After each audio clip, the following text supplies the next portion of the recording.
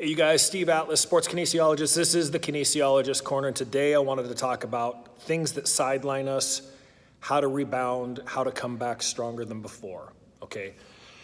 And no matter who you are, no matter what your background is, if you are an athlete with any level of ambition, a lot of times you're going to encounter some kind of setback, some kind of musculoskeletal, fascial, neuromuscular, something happens and it sidelines us. Now, depending on who you are here and your ability to rise above that and to see the silver linings and to take opportunities, that sideline piece can be a matter of days, it could be a matter of weeks, or it could be indefinite.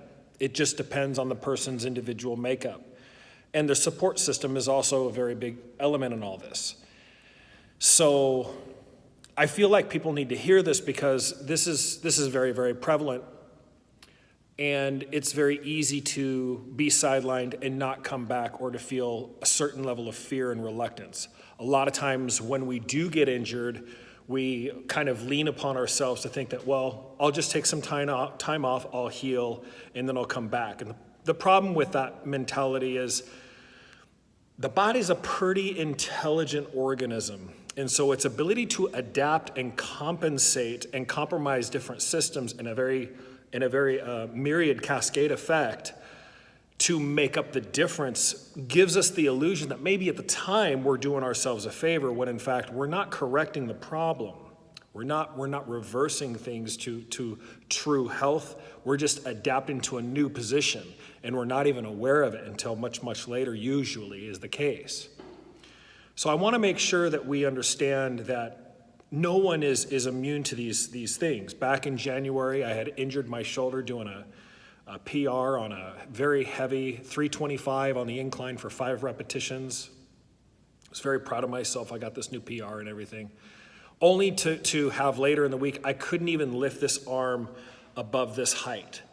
Whereas, from working it and getting treatment, now I can lift it and I can actually work it and use it again. But it's still not 100% because what I hadn't realized at the time is I actually had stretched some nerve tissues that, if you know anything about aggravating a nerves, they hold grudges and they're very slow to heal. And really getting some good osteopathic treatment to help reset and reconnoiter and take out a lot of the things that my body was compensating.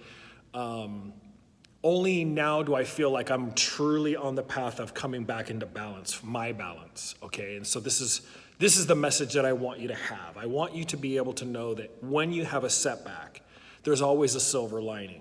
Now, during this downtime that I hurt myself, I started to do more lifting. I started to do more bodybuilding kind of movements because it was a way I could keep my mind from going insane, of not being able to do the things that I love the most. And I could still make some production in my body happen without feeling like I was going backward too much. So as I started to feel better, I would start incorporating my skills and the different things that require the shoulder to be much more involved. And now I'm getting back there and I'm starting to feel much more user-friendly again, and this is a very good thing. So there's always a path. Every one of my students has the ability to, if they do have a setback, there's always one door shuts, another one opens. There's always something that can be done, and you don't have to go to, when the gyms were open at full capacity, I could see that there are people who are handicapped. I could see all of their difficulties, and I'm so moved and inspired by that. And I think it's a very powerful message that no matter what you think in your head, well, I can't do the thing that I love the most, that doesn't mean you can't do things, and it doesn't mean you can't be productive.